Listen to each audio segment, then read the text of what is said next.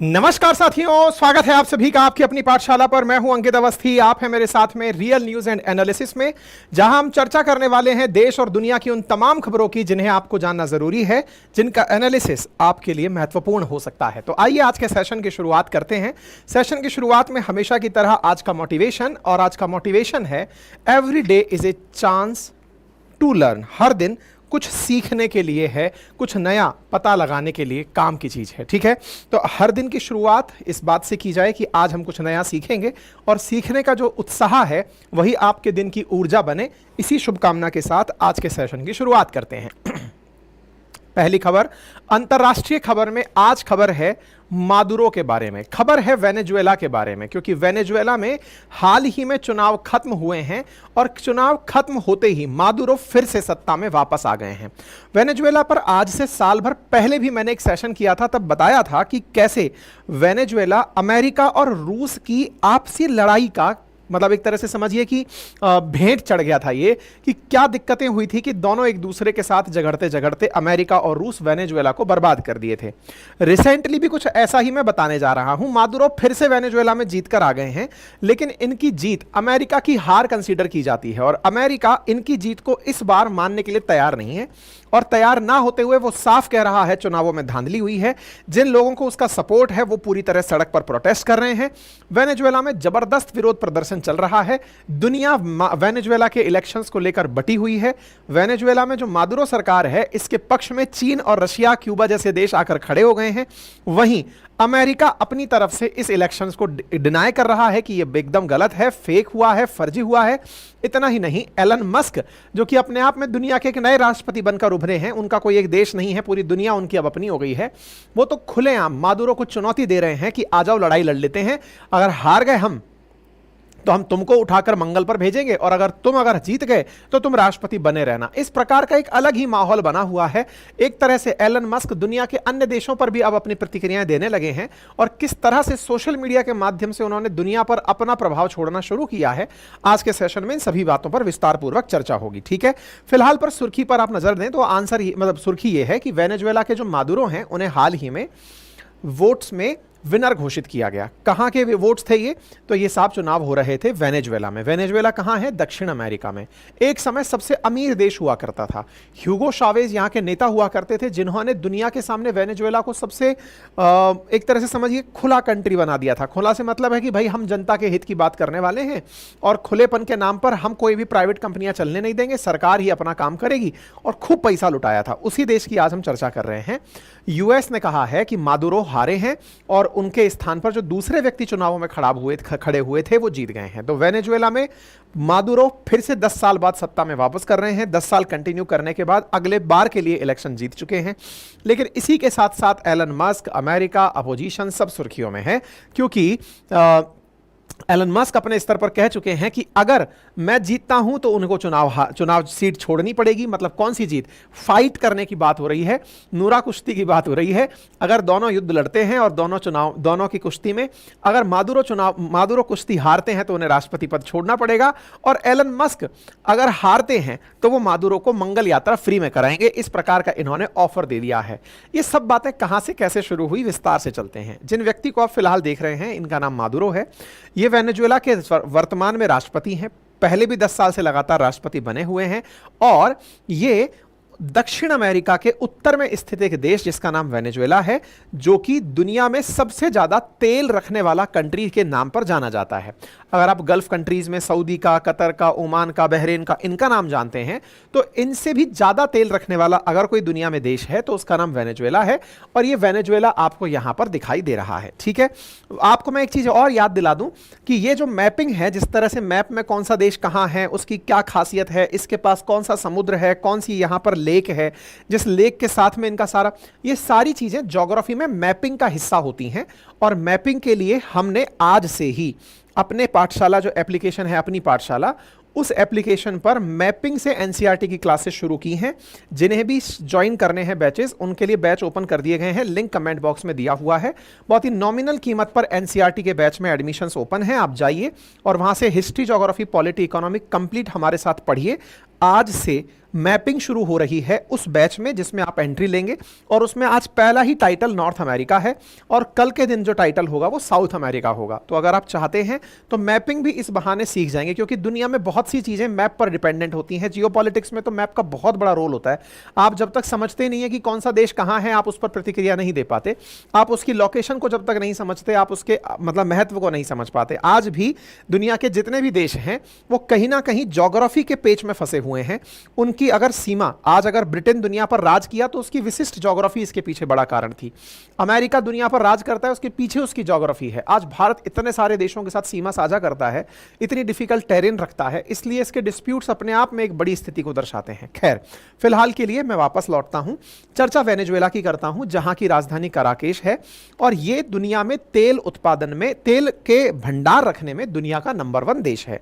Second number पर Saudi अरब आता है, लेकिन इसके तेल को यह प्रोड्यूस नहीं कर पाता। मतलब भंडार तो इसके पास भर के हैं लेकिन उसको निकाल नहीं पाता। क्यों नहीं निकाल पाता? क्योंकि इसके यहाँ का जो तेल है वो थोड़ा हैवी है, और हैवी तेल को जब निकालना होता है तो उसमें मशीनों की ज़रूरत होती है। मशीनें सरकार अपनी महंगाई के चलते रख नहीं पाती। महंगाई कितनी है दुनिया में? महंगाई की बात करते हैं, यहाँ पर हाइपरफ्लेशन की बात करते हैं, यानी अपने यहाँ पर इन्फ्लेशन, महंगाई को 2 से 6% के बीच में मॉनेटरी पॉलिसी कमेटी ने रोका हुआ है कि साहब इतना ही रहना चाहिए, और भारत इसको मेंटेन करने में काम भी करता है। यहाँ पर 50% से ऊपर महंगाई चलती है। मतलब महंगाई के आंकड़े में दिखाऊं, एक बार तो 63,000% यहाँ पर महंगाई चली गई थी। फिलहाल 99% यहां पर महंगाई की रेट चल रही है।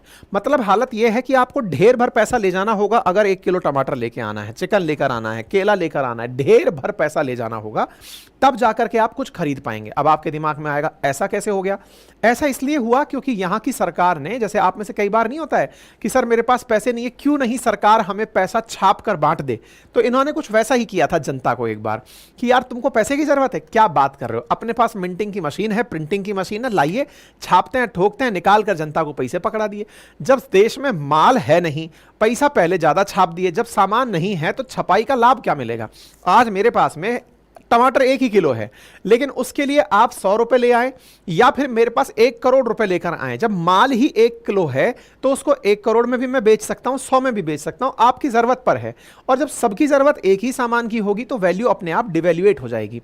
इन्होंने अपनी करेंसी को डिवैल्यूएट किया, बुलियन को डिबेट किया, और उसके बाद में इनके हालात इतने बद से बदतर होते चले गए इनकी करेंसी के, कि ये अपनी करेंसी को बैग में भर भर के लोगों को देने लगे कि जाओ और इससे सामान लेकर आओ। अब लोग बोझा ढोने से ज्यादा जरूरी समझते हैं बैंक अकाउंट का बैलेंस दिखाना कि भाई देखो इतना पैसा हमारे पास है। ठीक है, ये हुआ कैसे था? हुआ यह था कि असल में जो मादुरो हैं, इनके गुरुजी हुआ करते थे हुगो शावेज, जो कि वेनेजुएला के इनसे पहले राष्ट्रपति हुआ करते थे। हुगो शावेज ने क्या किया कि जब वेनेजुएला बहुत अमीर कंट्री हुआ करता था, अमीर कंट्री क्यों होता था? क्योंकि यहां पर बहुत तेल था और बढ़िया तेल ये बेचकर पैसे कमाते थे। इनने कहा कि अपन ने इतना पैसा कमा लिया, आओ जनता में इस पैसे को बांट करके जनता का लोकप्रिय बना जाए। जैसे चलो फ्री बिजली कर देते हैं, फ्री पानी कर देते हैं, नौकरी के अंदर घर बैठे रहो, आपको घर पर बैठकर पेंशन भत्ता मिलता रहेगा। हर चीज को आपने जनता के लिए सुलभ कर दिया। और जो सरकारी कंपनियां थी, जो प्राइवेट कंपनियां थी, उनसे कहा कि तुम शोषण का कारण हो, तुमको भी हम सरकारी में बदल देंगे। तो जनता को इतना आराम की आदत पड़ गई, जनता इतना ज्यादा सरकार की इन फ्री बीज पर डिपेंडेंट हो गई। जैसे कई बार आप सुनते हैं ना, सुप्रीम कोर्ट भारत के भी कई राज्य सरकारों को समझा रही होती है कि भैया ये मुफ्त की आदत मत डालो, मुफ्त की आदत में बहुत से देश बर्बाद हुए हैं। आप कई बार सुनते हैं ना, बहुत से राजनेता चुनावों में गए, हम इतनी बिजली फ्री देंगे, इतना पानी फ्री देंगे, हम इतना ये कर देंगे। निर्णय क्या होता है? आज आप दिल्ली के जो हालात देख रहे हैं, ये वही दिल्ली है जिसमें जब केजरीवाल साहब जब इलेक्शन में खड़े हुए थे तब यही कह रहे थे, फ्री बिजली फ्री पानी। अब वो फ्री बिजली फ्री पानी के हालात देख लो। फ्री बिजली के चलते करंट में झूलते लोग मर जा रहे हैं, पानी के चलते पानी में डूब गए लोग मर जा रहे हैं, पानी के लिए लाइनें लग रही हैं। मतलब हालत इतनी खराब हो रखी है कि दिल्ली के मजाक अंतर्राष्ट्रीय हो गई है। इसका मतलब यह हुआ कि जब आप फ्रीबीज बांटने निकलते हो तो जो जरूरी पैसा है ना संसाधनों के विकास में, उसका भी सही से उपयोग नहीं कर पाते हो। और फ्रीबीज के चलते जनता को भी हो जाता है कि ये सरकार की जिम्मेदारी है, अपनी जिम्मेदारी से कहीं ना कहीं जनता भागने लगती है। जो वेनेजुएला में हुआ यह कि यहां की जनता धीरे धीरे इनकी फ्रीबीज में जनता को तो नेता प्रिय लगने लगा, ह्यूगो शावेज उनका हीरो लगने लगा, उनको दमादम चुनाव जिताते गए। और मादुरो ने कहा कि ह्यूगो चावेज इतने अच्छे नेता रहे हैं, मेरे गुरुजी इतने अच्छे रहे हैं, तो मैं भी ऐसा बनूंगा। तो ये जब ह्यूगो चावेज सत्ता से चले गए और जब ये निकल कर आए, मादुरो निकल कर आए, तो इन्होंने एक प्रकार से ये समझिए कि अपने गुरुजी की कहानी को आगे रखा कि भाई जैसा हमारा बॉस कह के गया था हम तो वैसे ही करेंगे। और हालात ये हो गई कि जिस देश में 95% इनकम तेल से होती हो, वहां की तेल कंपनियों को भी इन्होंने सरकारी कर डाला। प्राइवेट कंपनियां जो विदेशों से आकर यहां लगी हुई थी वो सब सरकारी कंपनियां बदल गई या फिर वो यहां से छोड़कर चली गई। इनकी कमाई में धीरे धीरे गिरावट आने लगी। क्यों? क्योंकि जब प्राइवेट कंपनी काम नहीं कर पाती हैं तो उनके लिए भी जो टेक्नोलॉजी की आवश्यकता है वो उस पर पैसा खर्च नहीं करती हैं या फिर वो शिफ्ट मार जाती हैं। इनके साथ भी वैसा ही हुआ। धीरे धीरे इनके यहां पर पैसा बढ़ता तो चलता गया, खजाने खाली होते चले गए, लेकिन देश गरीबी की तरफ बढ़ता चला गया। ह्यूगो चावेज के जाने के बाद मादुरो सत्ता में आते हैं, विरासत में भारी भरकम कर्ज लेते हैं और हालत इस तरह की हो जाती है कि अब तेल भी नहीं बिक पा रहा है और साथ में मतलब तेल पैदा ही नहीं हो पा रहा है, तो मतलब कैसे करेंगे, क्योंकि कोई दूसरी कंपनी आकर तेल निकालने को तैयार ही नहीं हो रही है। और मादुरो इससे निपटने के लिए क्या करते हैं कि जनता को खूब सारा पैसा पकड़ाएंगे। चलो, तो पैसा पकड़ाने के लिए इन्होंने अपनी करेंसी की कीमत गिरा दी। करेंसी की कीमत गिराने का मतलब है जैसे आज मान लो 83 रुपीस का $1 चल रहा है, तो अगर मैं ये कह दूं कि भाई हम 150 रुपये का $1 कर देंगे, तो ये करेंसी की वैल्यू गिराना है। बोले इससे क्या फायदा होता है? फायदा ये होता है कि आप $1 में अभी तक क्या सामान खरीद पा रहे थे इंडिया में? 4 पानी की बोतलें। लेकिन अब मैं 150 में कर दूंगा तो एक बार के लिए डॉलर को तो ये लगने लगेगा ना कि मैं 7 पानी की बोतलें खरीद लूंगा। लेकिन मादुरो ये भूल गए कि माल भी उतना होना चाहिए। मुद्रा की डेवैल्यूएशन जो है, डिवैल्यूएट करना, इकोनॉमिक्स में अपन पढ़ते हैं इस चीज को। मुद्रा की वैल्यू को अगर आप कम कर देंगे शुरुआती लाभ तो ये होता है कि आपके एक्सपोर्ट इंक्रीज होने लगते हैं, जैसे चाइना करता है। चाइना जानबूझ करके अपनी वैल्यू को कम रखता है ताकि उसकी रेनमिंबी को कम दाम में पाकर के दुनिया के लोग उससे सामान खरीदें। लेकिन उसके पास सामान है तो बेच पाता है, तुम्हारे पास सामान ही नहीं है तो लोग क्या खरीदें। ऐसी स्थिति में इनके यहां पर मांग तो बढ़ती चली गई, आपूर्ति थी नहीं, तो महंगाई बढ़ने लगी। और ऐसी स्थिति में यहां का पूरी तरह से राजनीतिक और आर्थिक बंटाधार होने लगा, दिक्कतें बढ़ने लगी। स्थितियां इतनी बढ़ गई कि लाख % तक यहां की इन्फ्लेशन बढ़ गई। महंगाई की जो सालाना दर है उसने हजारों के और लाखों के आंकड़े पार कर दिए।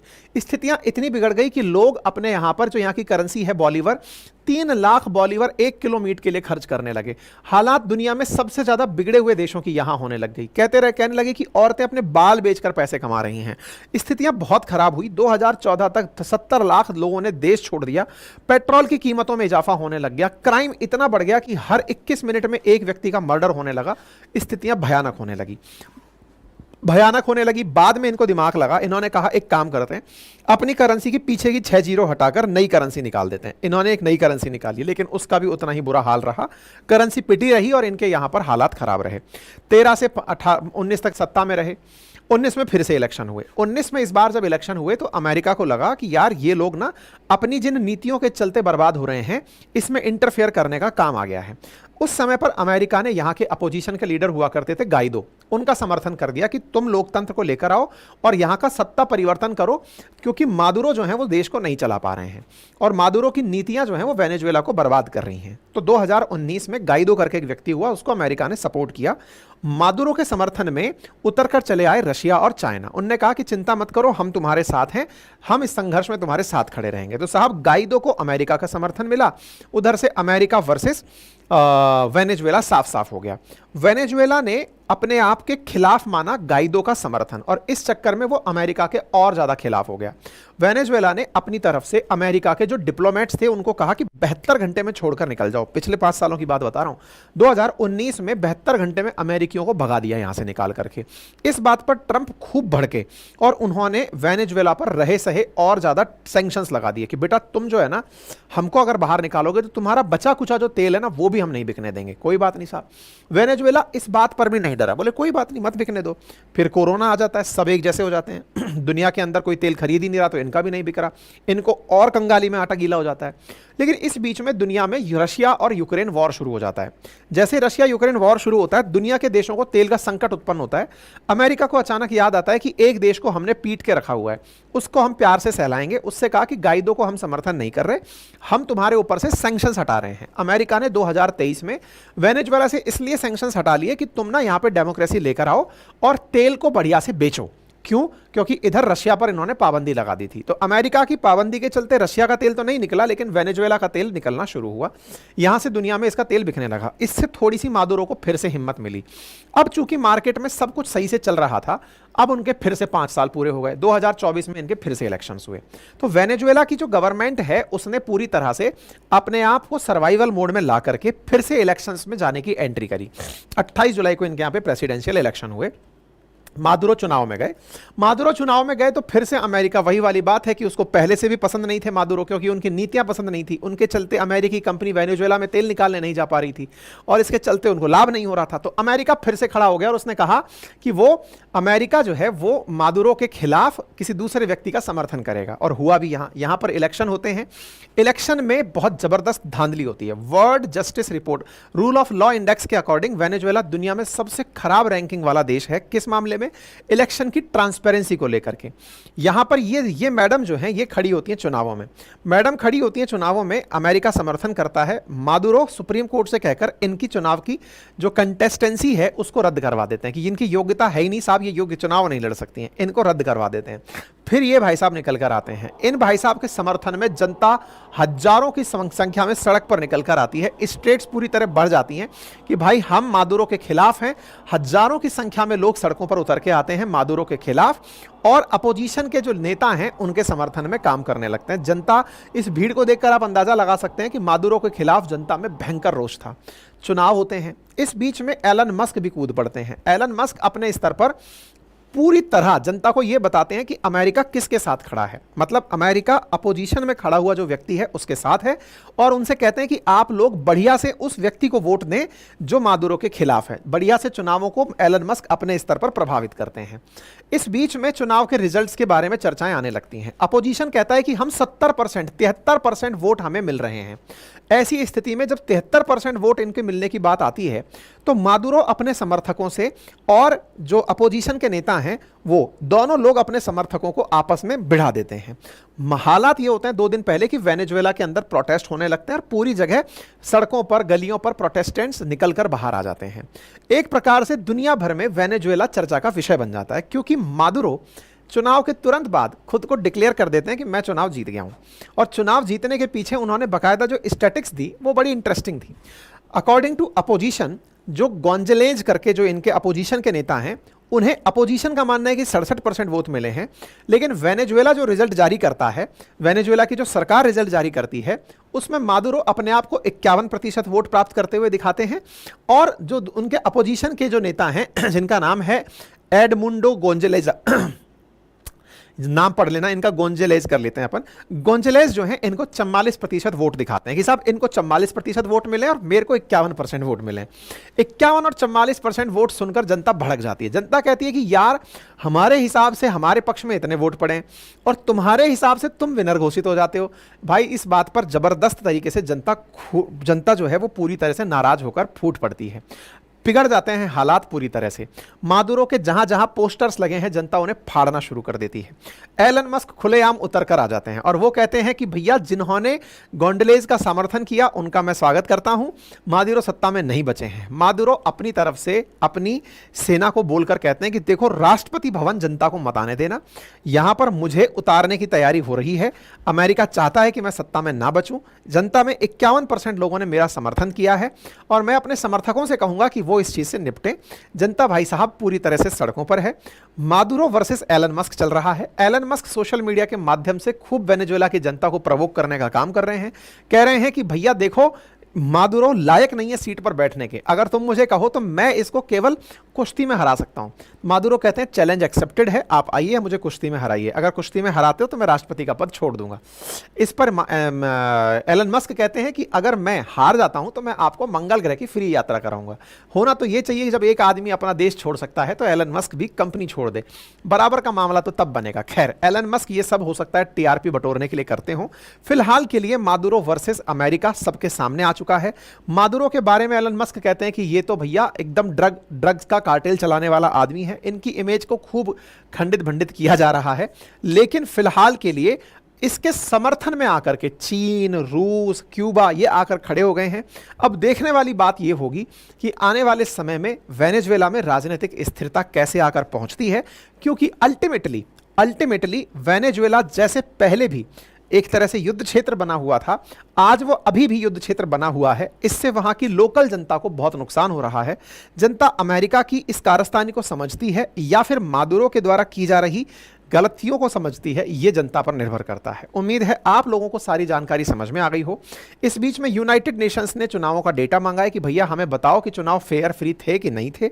इस पर ब्लिंकन ने प्रॉपर तरीके से वेनेजुएला के अंदर निकोलस मादुरो को अपनी तरफ से डिक्लेयर कर दिया है कि आप चुनाव हार गए हैं, आप जबरदस्ती चुनाव जीतकर सीट पर बैठे हुए हैं, ये ठीक नहीं है।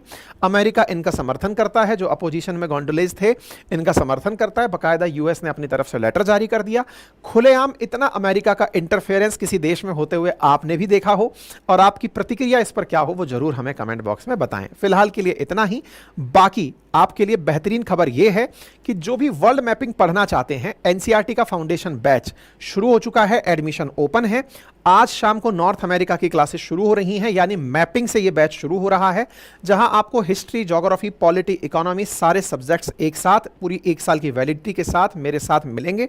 आप इस बैच को एक्सेस कर सकते हैं, लिंक एप्लीकेशन में उपलब्ध है, जाकर आप एप्लीकेशन का लिंक कमेंट बॉक्स में उपलब्ध है। और दूसरी बड़ी खुशखबरी यह है कि आप लोगों के लिए जीए फाउंडेशन बैच तो ऑलरेडी ओपन ही है, बिहार पीसीएस के लिए हमारे द्वारा जो प्रॉमिस किया हुआ था टेस्ट सीरीज वो लॉन्च कर दी गई है। बिहार पीसीएस की टेस्ट सीरीज जो है वो अपनी पाठशाला.com हमारी जो वेबसाइट है उस पर उपलब्ध है।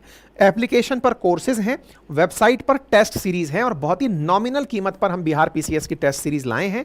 इसके माध्यम से आप 50 मॉक टेस्ट दे सकते हैं, 10 टॉपिक वाइज टेस्ट दे सकते हैं, 30 प्रीवियस ईयर पेपर दे सकते हैं, 65 से अधिक करंट अफेयर्स के टेस्ट दे सकते हैं। पूरी 1 साल की वैलिडिटी के साथ बिहार पीसीएस का टेस्ट सीरीज उपलब्ध है। जिन्हें टेस्ट सीरीज एक्सेस करनी हो, अपनी पाठशाला.com का लिंक कमेंट बॉक्स में लगा दिया। मैं फिर से याद दिला दूं, बिहार पीसीएस का टेस्ट सीरीज हम ला चुके हैं। ईओ आरओ का जो आपका एग्जाम है यूपी के अंदर, उसका हम टेस्ट सीरीज ला चुके हैं, आरओ एआरओ का सॉरी। इसके साथ साथ बिहार पुलिस का, उत्तर प्रदेश पुलिस का हमारे द्वारा टेस्ट सीरीज लॉन्च किया जा चुका है।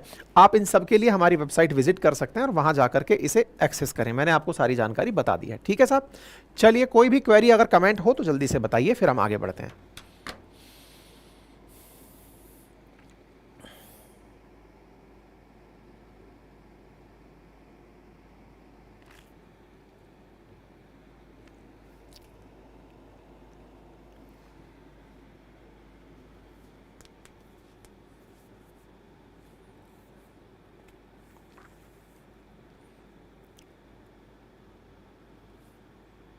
डन। एक बच्चा कह रहा है sir please bring maths question, mains question at last. Mains के क्वेश्चंस को यार एक्चुअली हम मेंस के क्वेश्चंस ले तो आए, पर उसको बिना आंसर बताए, बिना दिशा दिए फिर मैं आपको उलझा के चला जाऊं, वो थोड़ा ठीक नहीं लगता। जितना काम कर सकता हूं मैं उतना ही करूं तो ज़्यादा ठीक नहीं है।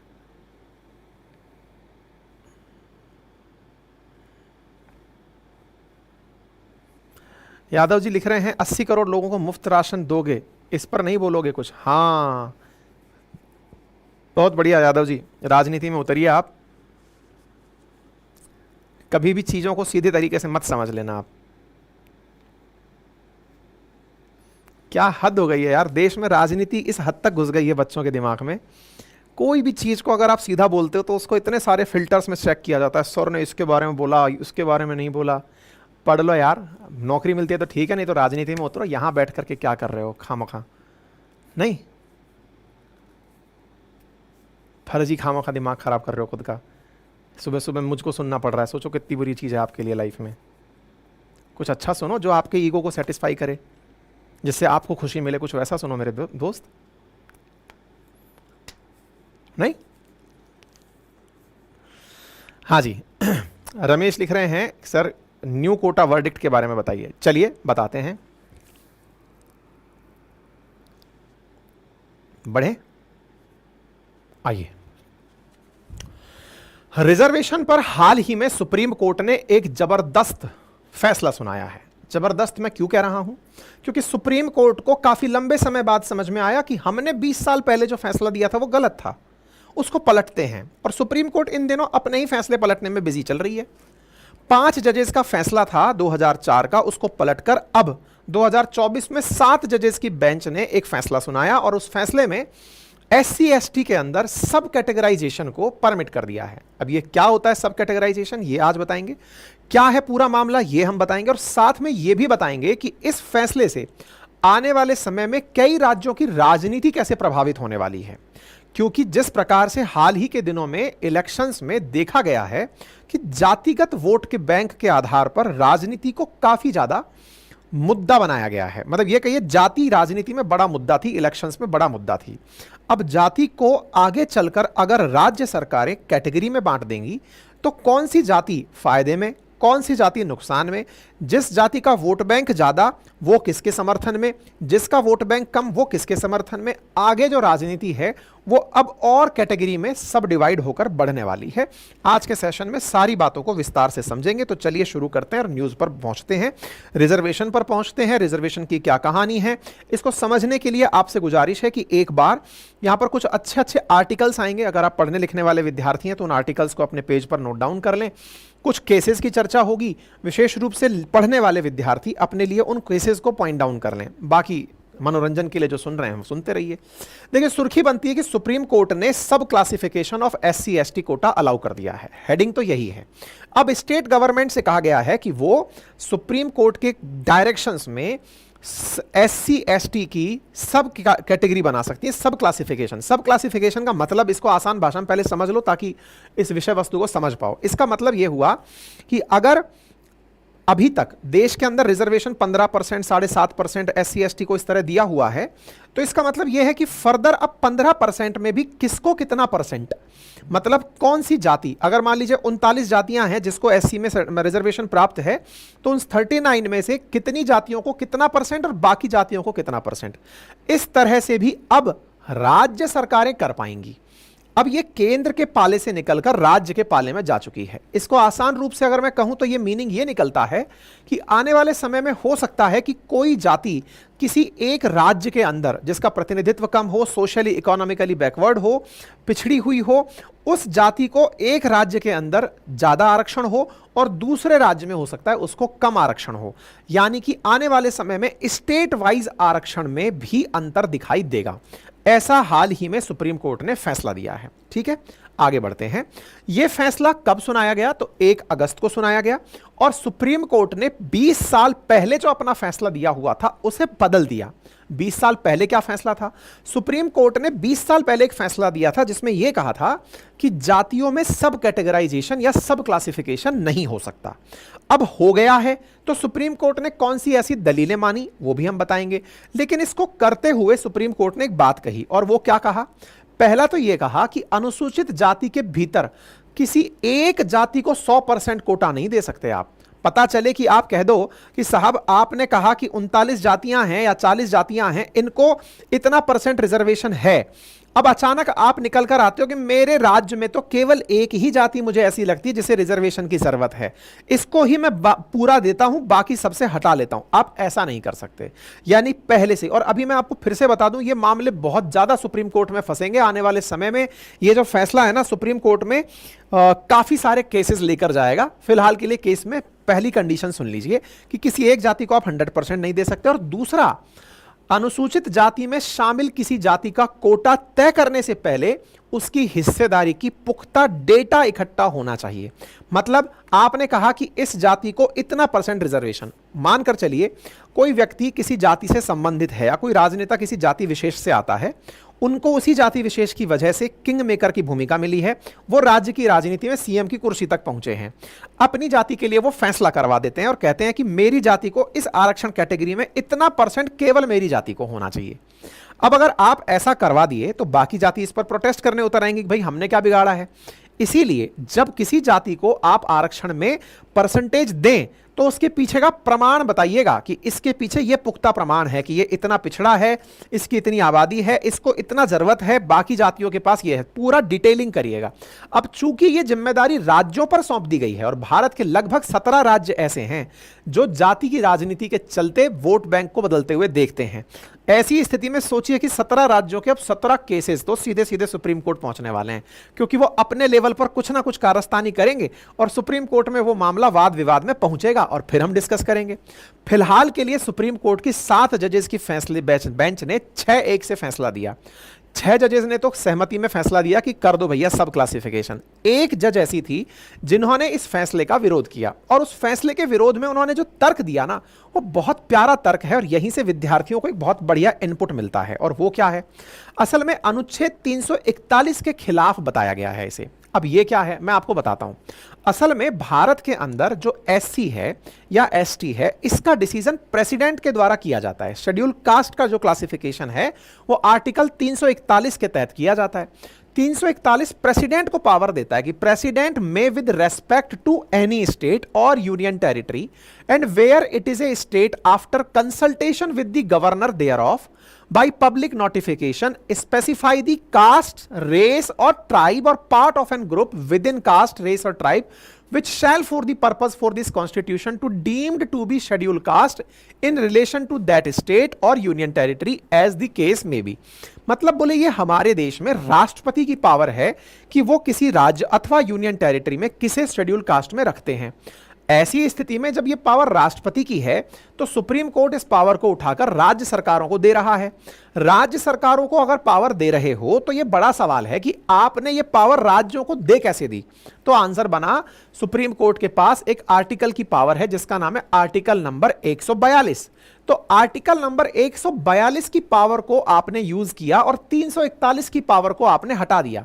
यानी सुप्रीम कोर्ट ने केंद्र की पावर, राष्ट्रपति की पावर को कम करते हुए अपने स्तर पर राज्यों को पावर ट्रांसफर कर दिया। तो क्या यह एक जुडिशियल एक्टिविज्म नहीं है? क्या यह एक न्यायिक सक्रियता नहीं है? न्यायपालिका already article 13, article 32, article 141, article 142 इनके चलते न्यायिक सक्रियता के लिए काफी क्रिटिसाइज की जाती रही है। बहुत बार ये सवाल उठते हैं कि सुप्रीम कोर्ट अपनी मनमर्जी करती है। किस मामले में? जब उसे लगता है कि केंद्र इस फैसले के साथ नहीं है तो चलो हम फैसला सुना करके राज्यों को अपनी तरफ से ऑर्डर दे देते हैं। बहुत बार सुप्रीम कोर्ट का आर्टिकल 142 देश में न्याय व्यवस्था के लिए बहुत बड़ी ताकत बनकर भी उभरा है। जैसे जब चंडीगढ़ के अंदर मेयर का इलेक्शन था उस समय भी आर्टिकल 142 का उपयोग हुआ था, तो वो एक अच्छा तरीका था। लेकिन हर बार आर्टिकल 142 उपयोग करके प्रेसिडेंट की पावर को डाइल्यूट किया जाए, यह चीज दूसरे जज जो हैं जिन्होंने इसके विरोध में आंसर दिया है 6-1 में, जो वो एक हैं, उन्हें पसंद नहीं आई थी। ठीक है, हमने इस बारे में अपने ट्विटर हैंडल पर भी आपको जानकारी साझा कर दी थी और आपसे पोल कराकर आपकी राय भी पूछी थी। अगर आप ऑलरेडी इस पर जुड़े हुए हैं, आप हमें फॉलो करते हैं, तो वहां जाकर आप हमारे साथ अपनी राय भी साझा कर सकते हैं।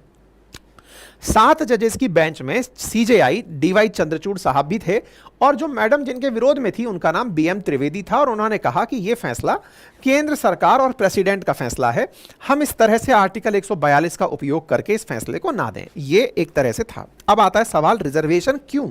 कुछ बेसिक बातें जिनको जान लेना जरूरी है। देखिए, सामान्य टर्म में रिजर्वेशन जो भारत के अंदर है वो सरकारी सेवाओं के अंदर और कॉलेजेस के अंदर और कुछ विधानसभाओं के अंदर कुछ particular section of our population जो हैं उन्हें प्रतिनिधित्व देने के लिए दिया जाता है। आसान भाषा में कहते हैं कि रिजर्वेशन समाज में समानता लाने के लिए दिया जाता है। क्यों? क्योंकि कुछ ऐसी चीजें ऐतिहासिक रही हैं कि कुछ जातियों को पहले से अच्छा, एक तरीके से कहिए तो उचित वो नहीं मिला है, प्रतिनिधित्व नहीं मिला है। तो उचित प्रतिनिधित्व के अभाव में कुछ जातियों को अगर राज्य अपने स्तर पर कुछ सपोर्ट दे दे, किसी का एक हिस्सा लेकर के दूसरे हिस्से को दे दे, तो ऐसे में समानता भी आ जाएगी और समानता के बाद दूसरी तरफ जो भी गतिविधियां हो रही हैं उन्हें, जो लोग प्रारंभिक रूप से ही पिछड़े थे, उन्हें भी अब समानता के साथ चीजों का समान उपयोग करने में सहूलियत मिलेगी। इस आधार पर देश में रिजर्वेशन दिया जाता है। भारत में रिजर्वेशन 59.5% है। ऐसी स्थिति में 10% ईडब्ल्यूएस को, 27% ओबीसी को, 22% जिसमें से 15 प्लस 7.5 एससी और एसटी को दिया जाने वाला रिजर्वेशन है। अनरिजर्व्ड कैटेगरी में 40.5% ही आता है। अब सवाल बनता है कि आरक्षण दिया ही क्यों? क्योंकि साहब ऐतिहासिक अन्याय को ठीक जो करना है, इतिहास में ऐसी बहुत सी घटनाएं हैं जिनके आधार पर यह पता होता है कि देश के समाज के कुछ जातियां, कुछ वर्ग ऐसे रहे हैं जिन्हें प्रतिनिधित्व समाज में उचित नहीं मिला। उनको दूर करने के लिए, उस प्रतिनिधित्व को बढ़ावा देने के लिए आरक्षण की आवश्यकता होती है। ठीक है साहब, इससे आरक्षण से समाज के उन वर्गों को, उन तबकों को लाभ मिल सकता है। आइए आगे बढ़ते हैं। तो अब ये लड़ाई जो आज पहुंची, ये कहां से शुरू हुई? सब क्लासिफिकेशन की लड़ाई कहां से आई, क्या कहानी रही इसके पीछे, सारी बातों को शुरू से शुरू करते हैं। देखिए, पंजाब राज्य भारत में वर्ष 1975 में ओबीसी को ध्यान में रखते हुए एससी के अंदर सब क्लासिफिकेशन कर दिया। अब ये क्या है, थोड़ा सा समझते हैं। बात है 1975 की। पंजाब सरकार ने जो आरक्षित सीटें हैं उन्हें दो श्रेणियों में बांट दिया। एक वो जो अनुसूचित जाति में वाल्मीकि समाज और मजहबी सिख थे उनके लिए, और दूसरी वो जो बाकी बची हुई अनुसूचित जाति वर्ग थे उनके लिए। अर्थात अगर किसी पर्टिकुलर श्रेणी में मान लीजिए 15% रिजर्वेशन है तो उसे दो भागों में बांट दिया। एक तरफ केवल मजहबी सिख और प्लस वाल्मीकि, इनको मिलेगा इतना परसेंट, और बाकी परसेंटेज बाकी बचे हुए अनुसूचित जाति को मिलेगा। 1975 में पंजाब का यह फैसला एससी के अंदर सब कैटेगराइजेशन को दिखा रहा था। सुप्रीम कोर्ट में यह मामला 30 साल बाद पहुंचता है। कैसे? 30 साल तक आसानी से पंजाब का यह तरीका चलता रहा, आराम से सब क्लासिफाई होकर पंजाब के अंदर जो व्यवस्था चल रही है वो 30 साल तक चलती रही, यानी 1975 से चलते चलते 2005 तक। 2005 के अंदर ऐसा क्या हुआ जिससे यह मामला पलट गया? तो इसके पीछे की कहानी सुनो। हुआ क्या? असल में वर्ष 2004 में सुप्रीम कोर्ट ने, अब यही वाला वो फैसला है जो आज सुप्रीम कोर्ट ने बदला है। सुप्रीम कोर्ट के अंदर आंध्र प्रदेश का एक मामला था जिसका नाम है ईवी चिन्नैया बनाम आंध्र प्रदेश।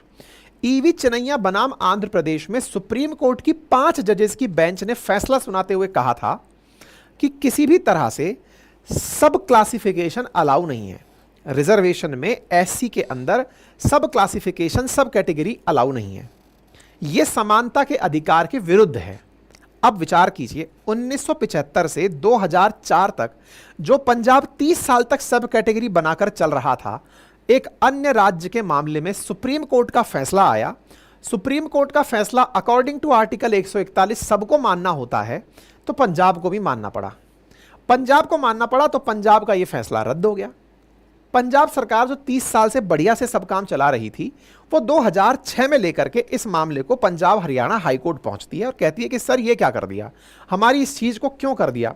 तो पंजाब हरियाणा हाईकोर्ट ने कहा कि नहीं भाई साहब, हम इस नीति को नहीं चलने दे सकते, क्योंकि सुप्रीम कोर्ट का आदेश है और आर्टिकल 141 के तहत हमें उसको मानना होता है। पंजाब सरकार ने फिर समझदारी की। 2006 में पंजाब सरकार एक नया कानून लाई। 2006 में नया कानून लाई और नए कानून के तहत फिर से वाल्मीकि और मजहबी सिखों को रिजर्वेशन में सब कैटेगरी में एक अलग वर्ग बना दिया और बाकियों को अलग वर्ग में डाल दिया।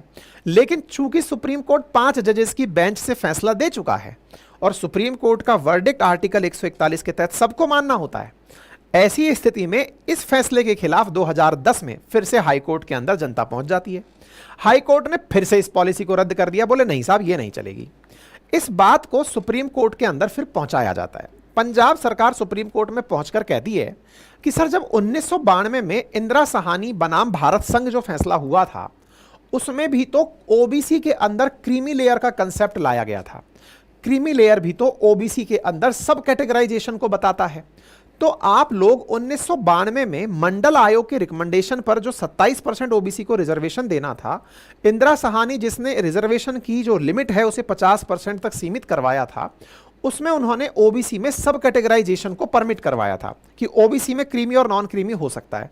जब ओबीसी में हो सकता है तो एससी में क्यों नहीं हो सकता? इस बात को सुप्रीम कोर्ट लेकर गई पंजाब सरकार। कब लेकर गई? 2010 में लेकर गई। अब ये इंदिरा साहनी केस क्या है, थोड़ा सा इस बारे में भी जान लो ताकि आप इस बारे को और अच्छे से समझ पाओ। देखिए, इंदिरा साहनी केस असल मायने में भारत संघ वर्सेस इंदिरा साहनी केस है, जो कि एक पर्टिकुलर पब्लिक इंटरेस्ट लिटिगेशन के आधार पर 1992 के अंदर लड़ा गया था। सोशली और इकोनॉमिकली बैकवर्ड क्लासेस जो हमारे देश में हैं, उनके ऊपर मंडल कमीशन जो है उसका जो रिकमेंडेशन था उसको ध्यान में रख करके किस तरह से रिजर्वेशन को डिस्ट्रीब्यूट किया जाए, किस तरह से उसको चलाया जाए, उस पर सुप्रीम कोर्ट ने एक ऐतिहासिक फैसला दिया था। उस फैसले के अंदर जो स्टेट की पावर है उसको लिमिट कर दिया गया था और कहा गया था कि 50% से ज्यादा कोई भी राज्य रिजर्वेशन नहीं दे सकता, और कहा था कि सोशल बैकवर्डनेस का जो कंसेप्ट है वो और अन्य 11 इंडिकेटर्स के साथ डिसाइड किया जाएगा कि कोई भी कास्ट या कोई भी क्लास बैकवर्ड है अथवा नहीं। साथ ही साथ यह भी कहा गया था कि अगर कोई जाति ओबीसी में पैसे वाली है, उसका क्राइटेरिया था 1993 में 1 लाख रुपए से अगर कमाती है अधिक तो उसे क्रीमी लेयर में रखा जाएगा। तो ओबीसी के अंदर क्रीमी और नॉन क्रीमी का भी कंसेप्ट यहां पर निकल आया था। ठीक है साहब, तो इंदिरा सहानी केस का यही वाला क्रीमी लेयर और नॉन क्रीमी लेयर वाला कंसेप्ट पंजाब सरकार ने सुप्रीम कोर्ट में चैलेंज कर दिया। सुप्रीम कोर्ट में चैलेंज कर दिया। 2020 में सुप्रीम कोर्ट ने इस 5 जजेस की बेंच के जो फैसले हैं इस पर विचार करने के लिए 7 जजेस की बेंच का गठन का निर्णय लिया। कब लिया? 2020 में। सुप्रीम कोर्ट की राह पंजाब ने कब देखी? 2010 में। सुप्रीम कोर्ट ने फैसले की राह कब देखी? 2020 में। क्या कहा कि जो ईवी चिनैया वाला मामला था 2004 का, आओ उस पर विचार करते हैं। सुप्रीम कोर्ट इस बारे में विचार करने के लिए 2020 में तैयार होता है।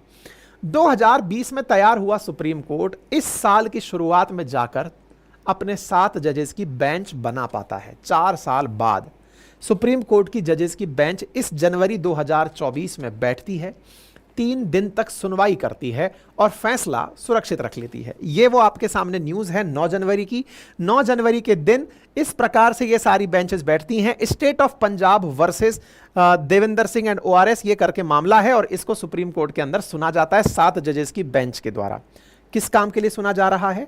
पंजाब ने जो सब क्लासिफिकेशन एससी में किया हुआ था उसके लिए। ठीक हो गया। सुप्रीम कोर्ट इस पर फैसला सुरक्षित रखती है जनवरी में और कल फैसला निकाल देती है और क्या कहती है? सब classification of schedule caste for reservation, यानी सुप्रीम कोर्ट ने अपने स्तर पर सब क्लासिफिकेशन ऑफ शेड्यूल कास्ट को रिजर्वेशन में अलाउ कर दिया है। अदालत ने कहा कि कोटे में कोटा असमानता के खिलाफ नहीं है, यानी जो 2004 में फैसला था उसे पलटते हुए जहां पर उसे असमानता के खिलाफ माना गया था, समानता के खिलाफ माना गया था, यहां पर उस फैसले को पलट दिया जाता है और राज्य सरकार अनुसूचित जातियों और जनजातियों में सब कैटेगरी बना सकती हैं, जिससे मूल और जरूरतमंद कैटेगरी को आरक्षण का अधिक फायदा मिल सकता है।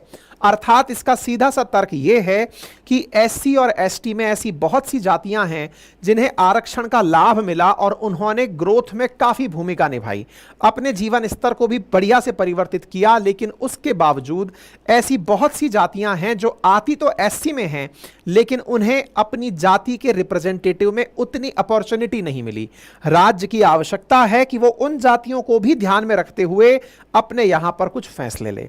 तो इसी प्रकार से सुप्रीम कोर्ट ने कोटे के अंदर जो कोटा है इसको परमिशन दे दी और राज्य सरकारों से कहा कि आगे से याद रखना, आप अपने स्तर पर ये कोटे में कोटा तो दे सकते हो। मान लो 10 जातियां हैं, आपको लगता है कि 6 जातियों को मुझे ज्यादा रिजर्वेशन देना है एससी कैटेगरी के कोटे में से।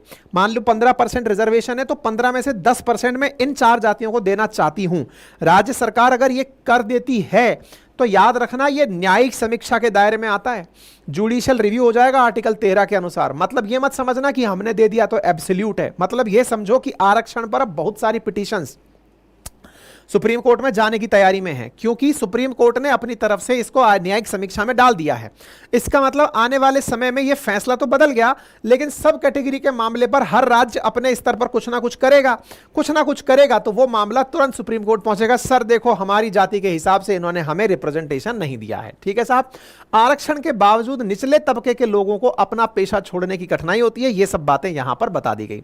अच्छा, एक और बात यहां पर आई और वो ये थी कि कई बार कुछ जाति के लोग आरक्षण का लाभ ले लेते हैं लेकिन उसकी दूसरी पीढ़ी इसकी हकदार नहीं होनी चाहिए। अक्सर आप में से बहुत से लोग इस बात को कहते हुए कमेंट बॉक्स में पाए जाते हैं, सोशल मीडिया हैंडल्स पर पाए जाते हैं कि सर हम आरक्षण के तो समर्थक हैं, लेकिन आरक्षण से किसी एक परिवार के एक सदस्य ने आईएएस में या स्टेट पीसीएस में या फर्स्ट ग्रेड जॉब में स्थान पा लिया, उसने एक बढ़िया पैसे का पद पा लिया, उसके बावजूद उसकी पीढ़ी दर पीढ़ी और लोग भी आरक्षण का लाभ ले रहे हैं। ऐसा पंकज मिथल करके जो जस्टिस हैं, इनका भी मत था। इनका कहना था कि एक व्यक्ति को अगर आरक्षण मिल गया उसकी पीढ़ी को आरक्षण नहीं मिलना चाहिए। अब यह राज्य सरकारों पर है कि वो इस विषय पर क्या फैसला लेती हैं। कुछ राज्य सरकारें हो सकती हैं कि ऐसे लोगों के लिए आरक्षण को खत्म कर दें। मतलब एक प्रकार से विचार अब यह है कि आने वाले समय में जजों के इस फैसले का कि सब क्लासिफिकेशन होना चाहिए, राज्य सरकार अपनी मर्जी से पालन करेंगी और देखना होगा कि वो इस पालन में और कौन सी जजेस की बात को मानती हैं। जहां तक बात है 2004 की, तो सुप्रीम कोर्ट ने सब क्लासिफिकेशन को, सब कैटेगराइजेशन को गलत बताया था और कहा था कि ये वाला पार्ट केवल 341 के तहत प्रेसिडेंट के पास है। लेकिन वर्तमान में आर्टिकल 142 का उपयोग करते हुए सुप्रीम कोर्ट ने यह फैसला सुना दिया है। इस पर हमने आपसे ट्विटर यानी एक्स पर भी एक पोल करा के पूछा है कि यह सही है अथवा गलत। आप भी अपनी राय देना चाहें तो ट्विटर पर जाइए, हमारा नाम सर्च करिए, यानी कि एक्स पर जाइए, हमारा नाम सर्च करिए, वहां पर आपके साथ में पोल मिलेगा। ज्यादा जानकारी के लिए आप हमें यहां पर फॉलो भी कर सकते हैं। ठीक है साहब। अब सवाल, कुछ क्वेश्चंस जो बचे हुए रह जाते हैं वो क्या है कि इसमें क्या क्रीमी लेयर बना करके कुछ जातियों को रिजर्वेशन से बाहर किया जा सकता है क्या? तो देखो, क्रीमी लेयर के लिए अभी कोई आर्थिक आधार पर सुप्रीम कोर्ट ने वर्डिक्ट में कोई बात बोली नहीं है, लेकिन अब ये राज्य के दायरे में आती है कि वो क्या तरीका अपनाती है। अभी जो सुप्रीम कोर्ट की बात है वो जाति पर केंद्रित है, इस जाति को इतना, इस जाति को इतना। जो ओबीसी में क्रीमी लेयर है वो क्रीमी लेयर किसी जाति विशेष तक नहीं है, ओबीसी कैटेगरी पर लागू होता है। यहां पर अभी इस तरह की बात बोली नहीं है, लेकिन अगर कोई राज्य ऐसा कानून ले आता है तो वो इसी से कंक्लूड होता हुआ निकाला जा सकता है। क्यों? क्योंकि इस फैसले को लिखते समय इंदिरा साहानी केस का भी जो वो यूज किया गया है, मतलब रेफरेंस यूज किया गया है, तो हो सकता है कल को कोई राज्य सरकार एससी में भी क्रीमी लेयर ले आए, तो वो हो सकता है उस समय के लिए इस फैसले के अनुरूप ना हो, लेकिन भविष्य में सुप्रीम कोर्ट के अंदर वो जाए तो सुप्रीम कोर्ट कहे ठीक है, बढ़िया ही किया, इसमें गलत क्या है। ठीक है। दूसरा एक बड़ा सवाल यह बनता है, जो कि मतलब जिन लोगों के परिवार में पहले से ही सरकारी नौकरी है, तो उन लोगों के घर में क्या परिवार होगा, ये राज्य सरकारें तय करेंगी। अब नंबर तीसरा, सरकारी नौकरियों में ही ये वाला सब क्लासिफिकेशन अलाउ होगा कि या फिर जो कॉलेज एडमिशंस हैं उन पर भी लागू होगा या संसद में भी होगा। देखिए, चूंकि ये रिजर्वेशन सब पर बात की जा रही है, शुरुआती तौर पर इसकी जो व्यवस्था है वो सरकारी नौकरियों को ध्यान में रखकर की जा सकती है, लेकिन आरक्षण में यह नहीं कहा जाता कि 15/6 में आ गया तो 16/6 में नहीं आएगा। वो तो आरक्षण है, दोनों जगह ही वो वैलिडेट होगा। आगे चल करके ये सभी नौकरियों पर भी लागू होगा और पार्टियों पर भी लागू होगा। अब इससे राजनीति पर जो असर पड़ेगा ना, वो सबसे ज्यादा व्यापक होगा। क्यों? बहुत से राज्य भारत में जातिगत राजनीति के लिए जाने जाते हैं। जैसे अभी उत्तर प्रदेश के अंदर जब इलेक्शन हुए तो समाजवादी पार्टी जो है वो एक शब्द यूज कर रही थी, पीडीए।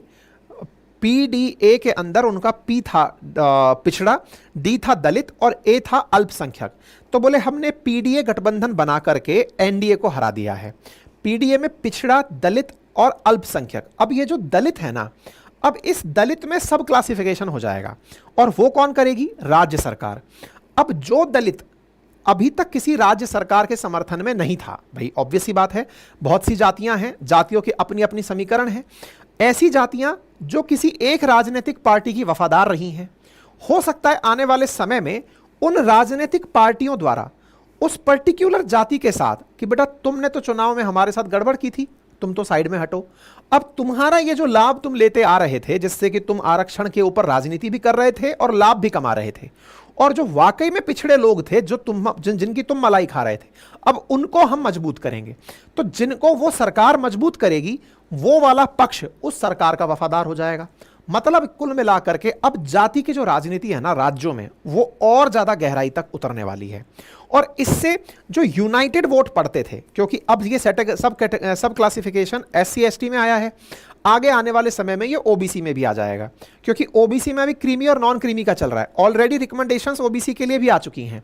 ऐसी स्थिति में अगर ओबीसी में भी सब क्लासिफिकेशन आ जाता है कि इस जाति का रिजर्वेशन कम किया जाए जो ऑलरेडी पावर में है, और इन जातियों को बड़ा पावर, मतलब बड़ा हिस्सा दिया जाए, तो ये बहुत बड़ी से जाति की जो पॉलिटिक्स है ना, उसकी दिशा और दशा बदलने वाली होगी।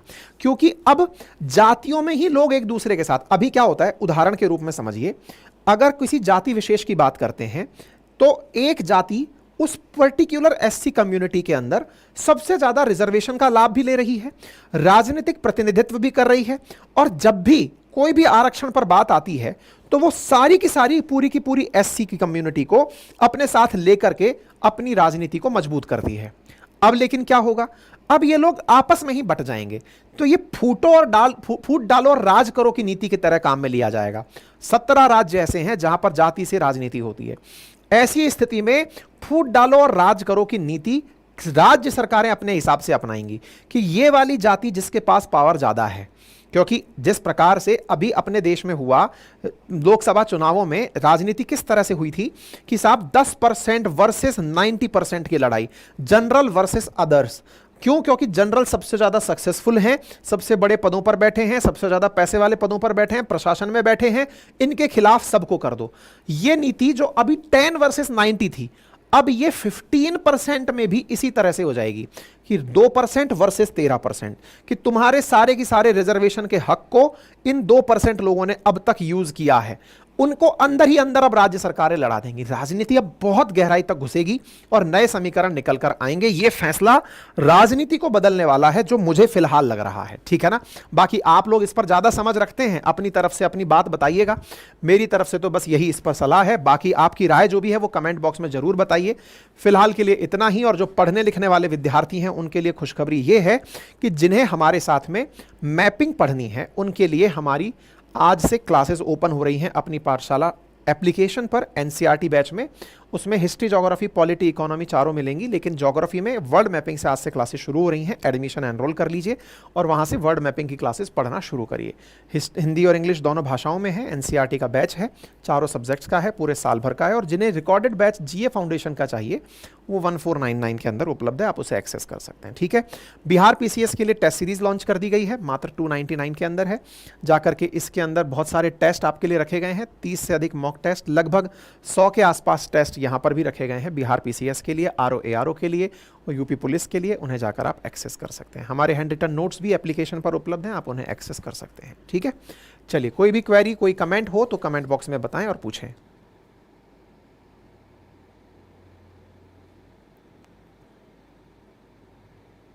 कोई कमेंट और क्वेरी?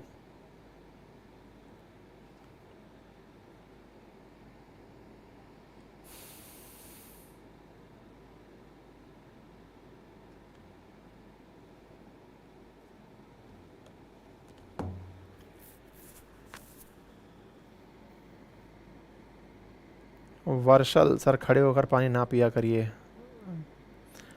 अरे बेटा, बैठने का फ्लो सा बिगड़ जाता है।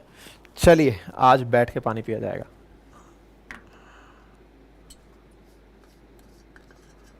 एक बालक हमें लपेट रहे हैं। क्या लपेट रहे हैं? आप बड़े भाव खाते हैं सर, यूपी बिहार में एग्ज़ाम घोटाला होता है, आप उस पर सेशन नहीं करते हो। गुजरात में हूँ, आप कुछ नहीं बोल होते हैं तो आप उस पर सेशन करते हैं, और गुजरात में हैं आप उस पर कुछ नहीं बोल रहे हैं। मेरी बात तो सुनिए अरविंद जी।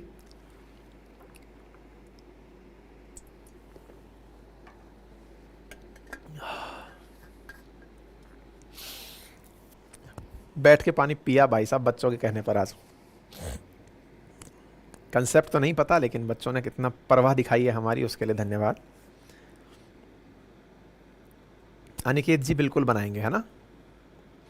बहुत सारे बच्चे मुझे बहुत सारे मैसेजेस भेजते हैं, बहुत तरह से सोशल मीडिया के माध्यम से काफ़ी सारे संदेश उनके प्राप्त भी होते हैं, जिसमें उनका तर्क होता है कि सर आप हमारे ऊपर हमारी इस न्यूज़ को कवर करिए, हमारे क्षेत्र की न्यूज़ को कवर करिए। बहुत सारे लोग मुझे एज ए न्यूज़ चैनल कि सर के साथ में इस न्यूज़ को उठाया जाए। बहुत बड़ा दुख भी होता है, बहुत सारे बच्चे ऐसे मुद्दे भी मेरे सामने लेकर आते हैं जो कि वाकई में संवेदनशील होते हैं, लेकिन क्षेत्रीय आधार पर बहुत संवेदनशील होते हैं कि सर इस मुद्दे को ऊपर आप वीडियो बनाइए। बेटा, मैं अगर न्यूज़ चैनल चला रहा होता तो संभवतया आप लोगों की सारी बातें कवर कर पाता। तो अभी जो अपन करते हैं ना, वो न्यूज़ का एनालिसिस है।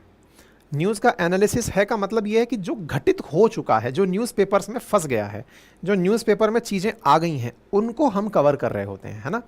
क्यों? इसके पीछे का बड़ा कारण क्या है? क्योंकि मैं कोई स्वतंत्र मीडिया हाउस नहीं हूँ कि मैं कोई न्यूज़ ब्रेक कर दूं या मैं कोई न्यूज़ लेकर आ जाऊं, क्योंकि मेरी अपनी जिम्मेदारियां हैं। मेरे पास कोई भी खबर जब आपको दिखाने के लिए होती है, वो ऑलरेडी किसी ना किसी न्यूज़ पोर्टल पर आई हुई खबर होती है। मैं समझा अपने तरीके से रहा होता हूँ, वो समझाना मेरा पार्ट है ना? तो आपसे गुजारिश है कि आपकी अपेक्षाओं पर मैं खरा उतरूँ, इसका मेरा निरंतर प्रयास रहता है। लेकिन मेरी मजबूरियाँ हैं, वो भी आप समझें तो मेरे लिए भला होगा, है ना? चलें आगे बढ़ें।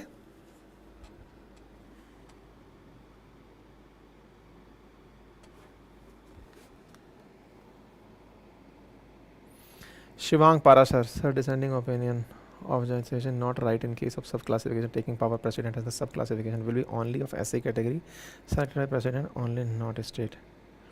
बेटा सब क्लासिफिकेशन जो है ना वो प्रेसिडेंट की पावर नहीं है, ये आपका कहना है, लेकिन असल में रिजर्वेशन को लेकर के कौन सी क्लास किस में जाएगी, कौन सी कास्ट किस में जाएगी, ये सुप्रीम कोर्ट में माना गया कि प्रेसिडेंट की पावर है उन जज के द्वारा। तो जज का तो मानना जो है वो आपके सामने है ना। चलें आगे बढ़ें, आइए आगे बढ़ते हैं। खबर है जोमेटो की। जोमेटो ने इस बार प्रॉफिट में कई परसेंटेज का प्रॉफिट दर्ज किया है, हजारों परसेंटेज का प्रॉफिट है। अब कितना प्रॉफिट कर लिया है भाई, और ऐसा क्या कर दिया है जिससे कि शेयर भी सैकड़ों पार हो गया है, इसकी चर्चा आज के सेशन में करने वाले हैं।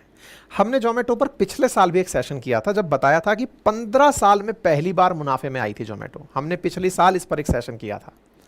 पिछली साल सेशन में हमने ये बताया था कि 15 साल काम करने के बाद जोमेटो केवल 2 करोड़ रुपए का प्रॉफिट कमा पाई है। लेकिन उसी समय पर मैंने ये भी आपसे कहा था कि आज ये 2 करोड़ है, लेकिन ये 2 से 200 कब हो जाएगा पता नहीं चलेगा। पता चल गया है, केवल एक ही साल लगा और जोमेटो ने उस 2 को 200 में बदल दिया है। 2 से 253 करोड़ का इस समय प्रॉफिट जोमेटो दर्ज करा लिया है। यही कारण है कि ये बड़ी सुर्खी बनकर आई है। एक साल में 2 से 253 करोड़, 251 करोड़ का सीधा मुनाफा, लगभग 112,500 के आसपास, 12-50% के आसपास मुनाफा। इतना बड़ा मुनाफा अगर ये एक ही बार में दर्ज कर गए हैं तो ये अपने आप में बड़ी बात है। यानी 126.5% का अगर ये मुनाफा दर्ज कर गए हैं तो एक बड़ी बात है। तो ये इतना 126.5 गुना मुनाफा दर्ज कर गए हैं तो ये बड़ी बात है। हुआ कैसे, क्या कुछ हुआ, सारी बातें आज के सेशन में चर्चा करेंगे, क्योंकि 12,550% के ग्रोथ की जो बात हो रही है। साथियों, आप जिस नंबर पर ध्यान दे रहे थे वो था 2%, 2 करोड़, लेकिन असल मायने में ये 2 करोड़ बना कैसे था, उसका बेस क्या था, वो आपको जानना जरूरी है। जोमेटो ने पिछले साल जो 2 करोड़ रुपए का मुनाफा कमाया था, उसके लिए जो उसका ऑपरेशनल रेवेन्यू था, ऑपरेशनल रेवेन्यू 4,206 करोड़ रुपए बढ़ करके हो चुका है। पिछली बार वो 2,400 करोड़ था। मतलब ये समझिए कि इन्होंने ऑलमोस्ट डबल अपना ऑपरेशनल रेवेन्यू कर दिया। इनकी जो इनकम है वो बढ़ी, टोटल इनकम में इजाफा हुआ, टोटल खर्च में इजाफा हुआ, इसलिए नेट प्रॉफिट ये निकल कर आया। अब इसको पढ़ने का प्रयास करते हैं कि क्या लिखना चाह रहे हैं ये। मतलब इनके पास जितने भी तरीके से पैसे आए, ऑपरेशनल रेवेन्यू का मतलब क्या है, रेवेन्यू मतलब रिकरिंग बेसिस पर जो धन प्राप्त होता है। इनके पास में जितने भी तरीके से पैसे आए वो इतने थे। इतने जो पैसे इनके पास में आए और साथ में इन्होंने और जो पैसे प्राप्त किए इनकम के और साधनों से, अपना इनकम का साधन हो सकता है शेयर बेचने का रहा हो या कोई एक्विजिशन में कोई वो रहा हो, कुछ भी रहा हो, इन्होंने धंधा चलाकर जो पैसा कमाया वो इतना था, धंधे के अलावा जो पैसा कमाया वो इतना था। कुल मिलाकर के ये जो पैसा बना 4,4400 जो 46 करोड़ बना, इस 4442 करोड़ में से इनके खर्च हो गए 4203 करोड़। 4203 करोड़ खर्च होने के बाद बचे जो इनके पास वो 253 करोड़। मतलब इस 253 करोड़ को बनाने के लिए जो स्केल है आप वो विचार कीजिए कितना बड़ा है। खेला सारा यहां खेला जा रहा है। मतलब एक प्रकार से अगर देखा जाए तो टर्नओवर के नाम पर आप 9,000 करोड़ रुपए इधर उधर कर दिए साल भर के अंदर। इतना आया, इतना गया, चला दिया आप पैसा। ठीक है, ऐसी स्थिति में इतना इनको धन का लाभ होता है, और ये जो धन का लाभ है ये परसेंटेज में यहां दिखाई देता है, क्योंकि पिछले साल आप 2 करोड़ पर थे और आज आप 253 करोड़ रुपए पर हैं। ठीक है, तिमाही आधारित गणना है जिसकी चर्चा यहां हो रही है। दीपेंद्र गोयल जो कि जोमेटो के हेड हैं, जोमेटो के मालिक हैं, उनका कहना है कि भैया हमने इस प्रकार से ये सारी चीजें प्राप्त की हैं और आगे आने वाले समय में हम क्या करने वाले हैं वो भी इन्होंने बताया। इन्होंने ये भी बताया कि हमारा bottom line continue to grow कर रहा है, बॉटम लाइन जो है वो ऊपर उठ रहा है, और जो एडजस्टेड एटिब्डा है वो एक्सपेंड होकर 299 करोड़ तक पहुंच गया है। अब ये एटिब्डा क्या होता है, एबिटडा, एबिटडा का मतलब होता है आपने जितना भी राजस्व अर्जित किया, लाभ जो कमाया, उस लाभ में से अगर आपने टैक्सेस ना हटाए हों, आपने डेप्रिसिएशन ना हटाया हो, आपने अगर कोई गिरवी रखी हुई चीज़ है उस पर दिया हुआ पैसा ना हटाया हो, तो जो पैसा प्राप्त होता है वो मतलब शुद्ध मुनाफा नहीं है असल में ये, इसमें से अभी टैक्स वगैरह नहीं हटाए गए हैं कुल मिलाकर, लेकिन लाभ की कैटेगरी के अंदर इसे काउंट किया जाता है। इसको सुनते ही शेयर मार्केट में इनको देखकर बहुत सकारात्मकता मिली। जोमेटो का शेयर 3.68% चढ़ा और 237.90 रुपए पर इनका शेयर बंद हुआ। शेयर ने काफ़ी ज़बरदस्त ग्रोथ की है। वो शेयर जो पहले शुरू कभी 90 रुपए के आसपास हुआ था, आज वो 237 रुपए के आसपास चल रहा है। ये बड़ी बात है। एक साल में 180% तक जोमेटो का शेयर चढ़ चुका है। पिछले साल जब इनका आईपीओ आया था उस समय की मुकाबले अगर आप देखें तो आज रेट्स ये दिखाती हैं कि जोमेटो अपने बिजनेस में अच्छा कर रही है। 1.5 साल में 400% तक जोमेटो के शेयरों ने अपनी ऊंचाई चढ़ते हुए देखी है। ये अपने आप में एक बड़ी बात है। अब थोड़ा सा जोमेटो का इतिहास भी जान लीजिए और कैसे पैसे कमाते हैं वो भी जान लेते हैं। असल में पहले भारत में कंपनी चला करती थी जिसका नाम था ईबे। ईबे को ध्यान में रखते हुए इन्होंने फूडीबे नाम से एक कंपनी शुरू की, जिसका काम था, हरियाणा के गुरुग्राम से ये कंपनी शुरू हुई थी, दीपेंद्र गोयल और पंकज चड्ढा ने मिलकर शुरू की थी। इसका पहला उद्देश्य था अलग अलग रेस्टोरेंट्स के बारे में लोगों को बताना कि इस जगह ये रेस्टोरेंट अच्छा है, आप यहाँ खाना खा के आ सकते हैं। शहर भर में रेस्टोरेंट खोजने हैं, इनसे पूछ लीजिए या आपको रेस्टोरेंट बता देंगे। लोगों के बीच में काफ़ी ये सफल भी रही। फूडीबे जो है उसने 20 लाख कस्टमर्स 8,000 रेस्टोरेंट्स के साथ जोड़ लिए। 2010 में कंपनी के फाउंडर ने इसे जोमेटो के नाम से रीलॉन्च किया। इसके पीछे का कारण क्या है? ईबे वाले शिकायत करने पहुंच गए कि सर हमारा ईबे चुरा लिया इन्होंने और सामने फूडी लगा दिया, तो हम इसके खिलाफ हैं। तो जब नाम के खिलाफ हुए तो इन्होंने अपना नाम बदल लिया। 2010 में इनका नाम हो गया जोमेटो। 2010 में जब इनके अंदर इन्वेस्टर्स आने लगे और उन्होंने इस चीज़ को बदल करके इन्वेस्टमेंट देना शुरू किया तो इन्हें $1 मिलियन का शुरुआत में निवेश प्राप्त हुआ। धीरे धीरे इन्होंने अपने काम को फैलाना शुरू किया और काम को फैलाते फैलाते ये फूड एग्रीगेटर कंपनी के रूप में आगे बढ़ने लगे। अब रेस्टोरेंट से खाना लोगों को घर तक पहुंचाने का काम करना शुरू किया। कंपनी के काम को बढ़ता देख करके इन्हें सिकोया से इन्वेस्टमेंट मिलना शुरू हुआ। यहाँ पे सिकोया कैपिटल इंडिया ने कंपनी में $37 मिलियन की फंडिंग का राउंड का नेतृत्व किया, इनको पैसा उपलब्ध कराया 2013 में।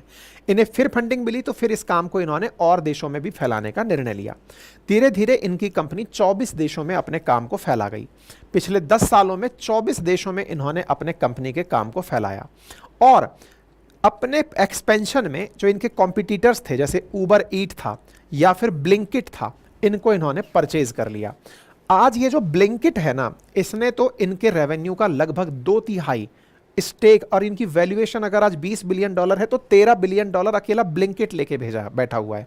जिन लोगों के पास ब्लिंकिट है वो जानते होंगे, जिनको नहीं पता है, बहुत से छोटे शहरों में सेम डे डिलीवरी, अभी तक जोमेटो खाने की डिलीवरी करता था, लेकिन अगर आपको कोई भी ग्रॉसरी आइटम मंगाना है, चाहे सब्जी मंगानी है, माचिस की पुड़िया मंगानी है, आप जो मंगाना चाहें, आपको सेम टाइम पर कुछ ही मिनटों के अंदर आपके घर पर डिलीवर कर रहा है ब्लिंकिट। जिन जिन शहरों में उपलब्ध है वहां पर लोगों ने इसका बहुत लाभ उठाया है। ठीक है, तो जोमेटो की जो अपनी जर्नी रही, जो पहले एक रेस्टोरेंट को खोजने भर का काम करने वाला एप्लीकेशन था, वो धीरे धीरे लोगों को खाना पहुंचाने लगा।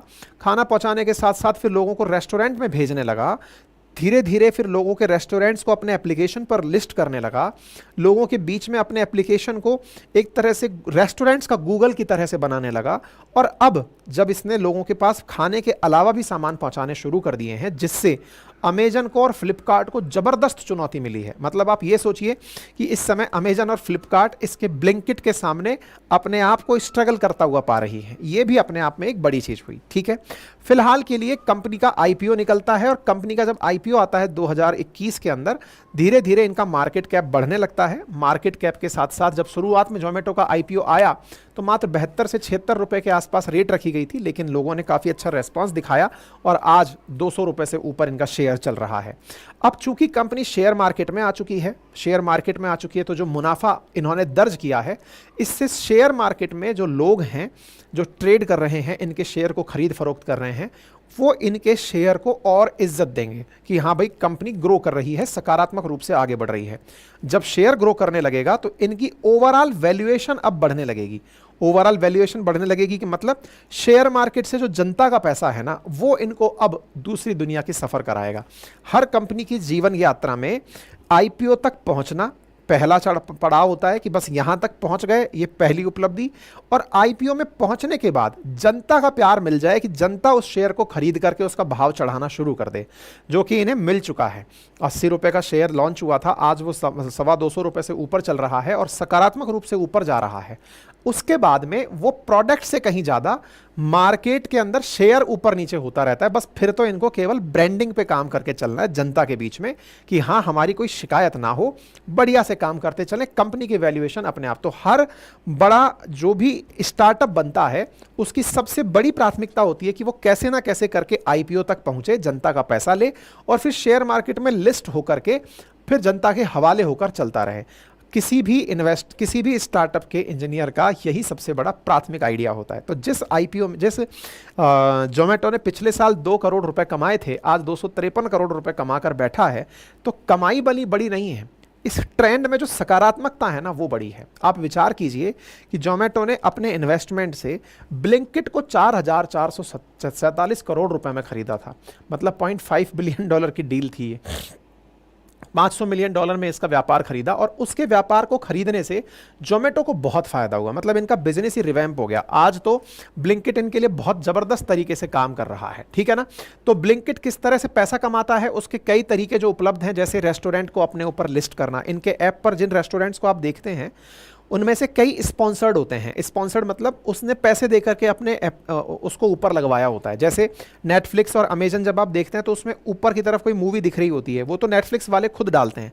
लेकिन जब यहाँ के एप्लीकेशन पर आप कोई रेस्टोरेंट देखते हैं तो ये पैसे लेकर के उसको टॉप पे दिखाते हैं, ताकि जनता जब जोमेटो पर आए उस रेस्टोरेंट को देखे, तस्वीरें देखे, वहीं से ऑर्डर करे और वहीं से ऑर्डर निकल जाए। तो रेस्टोरेंट लिस्ट करने का ये पैसे लेते हैं। विज्ञापन से फिर कमाई करते हैं। विज्ञापन मतलब कोई रेस्टोरेंट अपना प्रचार इनके एप्लीकेशन पर करना चाहता है तो उसके ये पैसे लेते हैं। फिर जब आपके पास खाना पहुंचाते हैं उससे पैसा लेते हैं। रेस्टोरेंट से कमीशन से पैसा लेते हैं। लॉयल्टी प्रोग्राम से ये पैसा कमाते हैं। इवेंट के टिकट सेल करके ये पैसा कमाते हैं। और अब ब्लिंकिट जो लोगों के पास घर पे सामान भिजवा रहा है, 15-20 रुपए में आपका सामान घर पहुंच जा रहा है, उससे ये बढ़िया पैसे कमा रहे हैं। इस प्रकार से इन्होंने कई तरीके के अपने सोर्सेज जमा लिए हैं जिससे ये काम कर रहे हैं। अभी सुनने में आ रहा है कि कुछ डिस्ट्रिक्ट बाई जोमेटो लेकर आ रहे हैं, क्या होता है वो भी देखना होगा। बाकी आप इस विषय पर क्या सोचते हैं, अपनी राय जरूर रखें। और हमारे एनसीईआरटी बैच में मैपिंग शुरू हो रही है आज शाम से, जिन्हें आप एडमिशन लेना हो ले सकते हैं, ठीक है। चलिए, कोई क्वेरी और कोई कमेंट हो तो ज़रूर बताएं।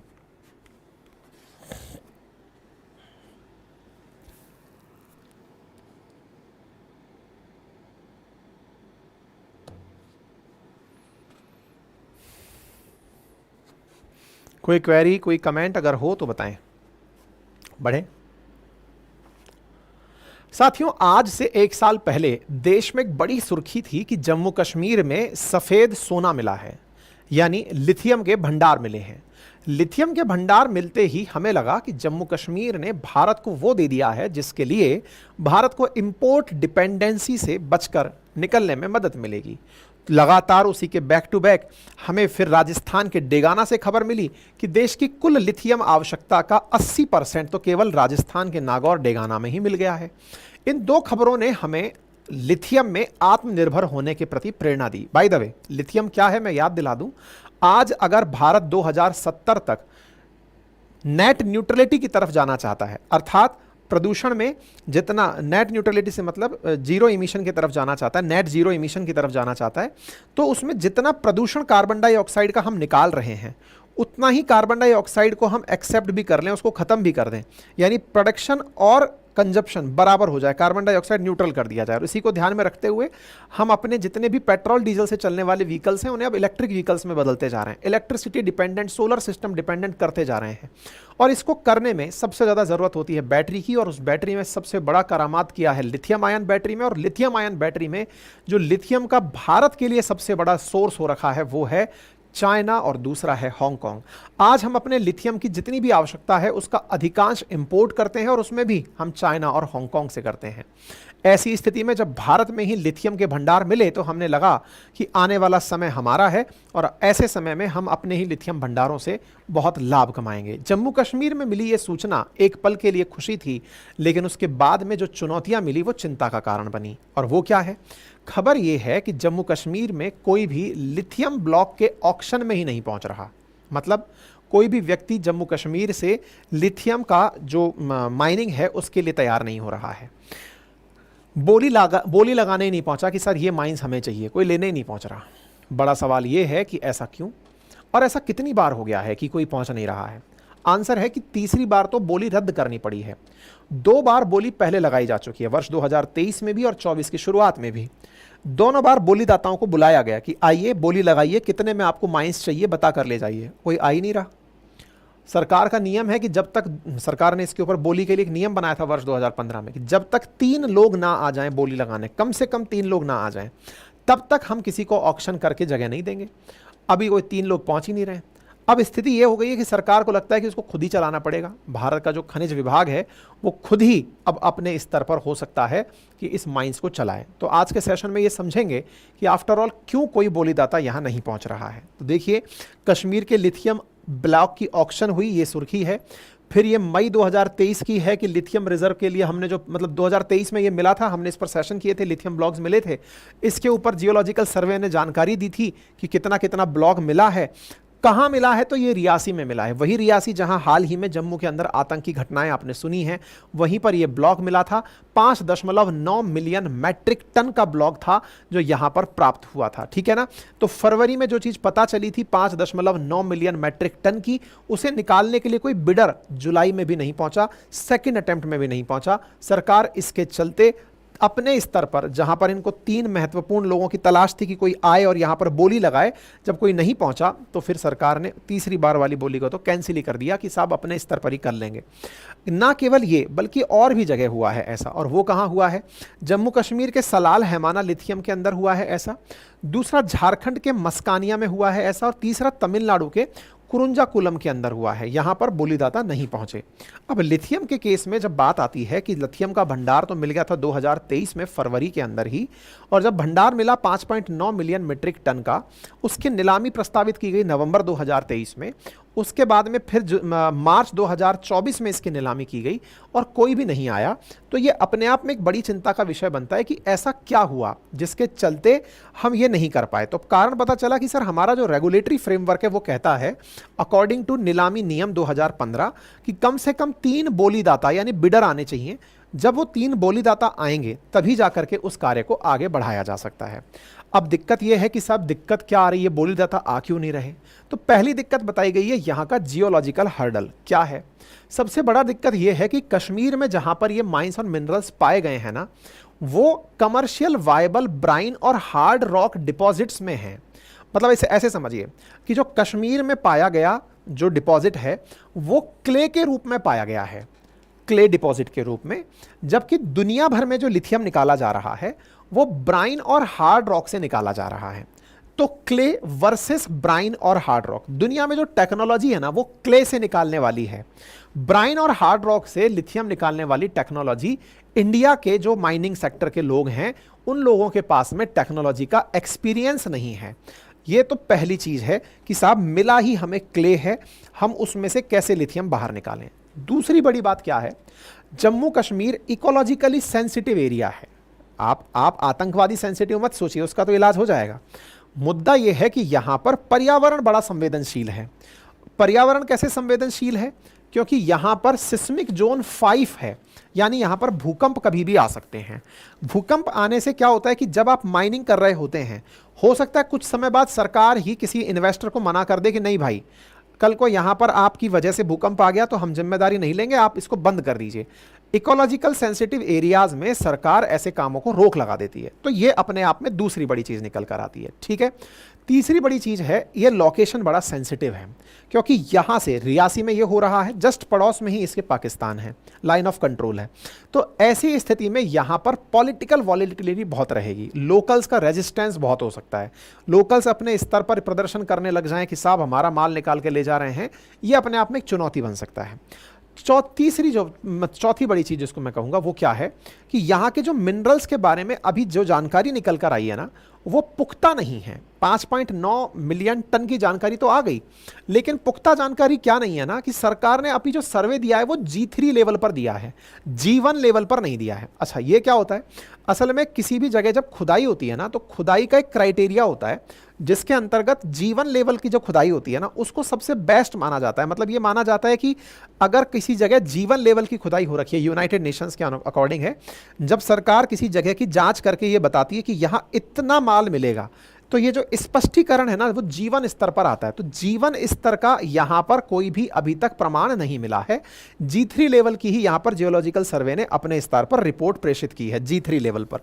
तो ये अपने आप में एक अलग चुनौती बनी हुई है। पांचवा जो कारण बन रहा है वो ये है कि यहां पर जो महंगाई है, वो जो सरकार के द्वारा रिजर्व प्राइस रखी गई है वो भी बढ़ा करके रखी गई है। इसके चलते ये इकोनॉमिकली वायबल नहीं हो रहा है, क्योंकि बाहर से मंगाना ज़्यादा प्रॉफिटेबल हो रहा है बजाय अपने यहाँ से इसको निकालने के।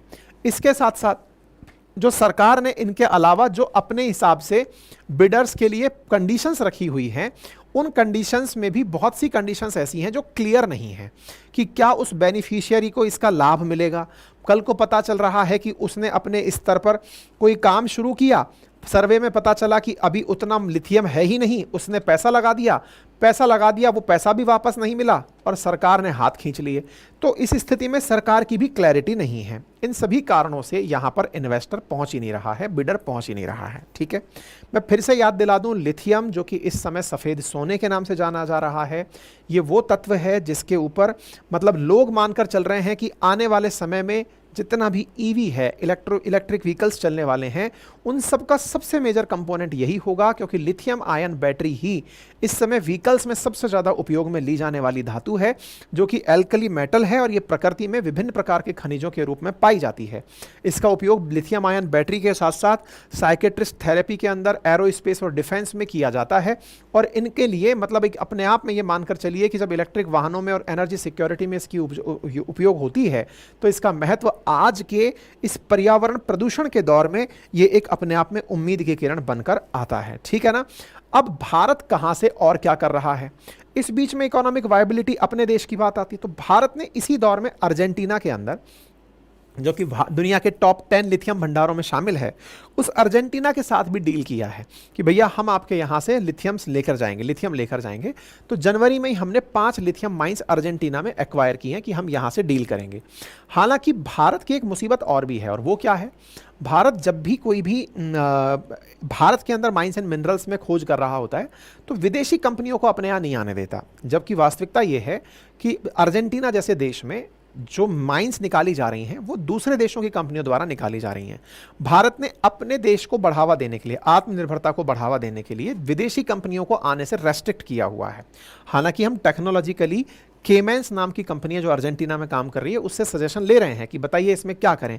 तो हमारा जो खनिज विदेश इंडिया लिमिटेड है वो इस समय केमेंस के साथ चर्चा में है कि भैया बताओ काम को कैसे आगे चलाएं। लेकिन फिर भी ये अपने आप में एक बड़ी चुनौती है जिसको लेकर के हम लोग काम कर रहे हैं। ठीक है, तो भारत के अंदर लिथियम के जो भंडार हैं वो जम्मू कश्मीर में मिली गए हैं, राजस्थान के नागौर में मिल गए हैं।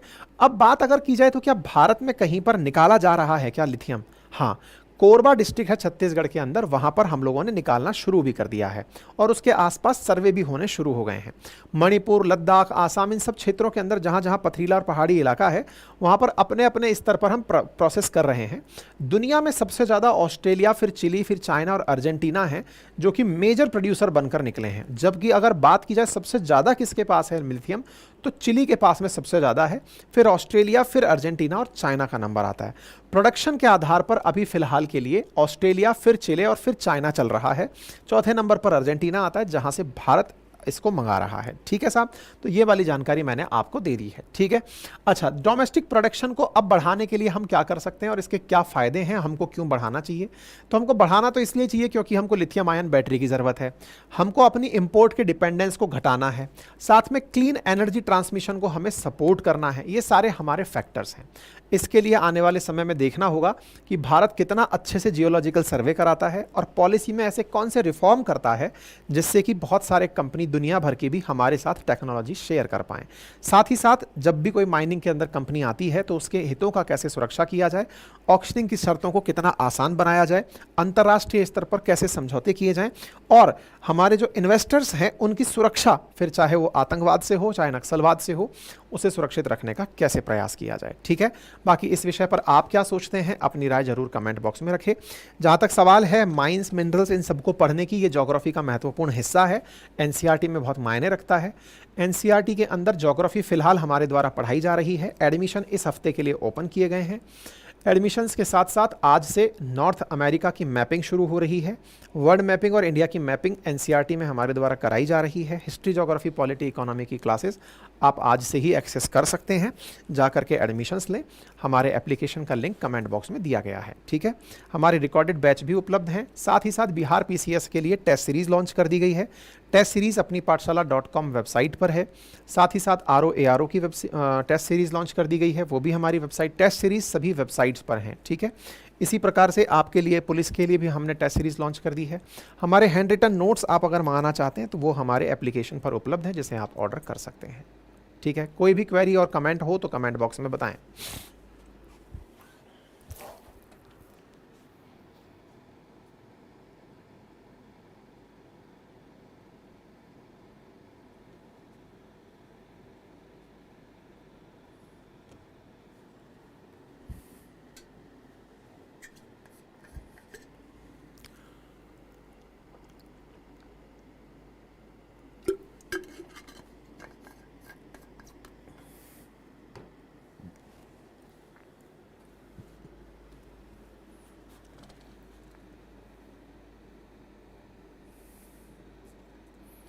चलें आगे बढ़े।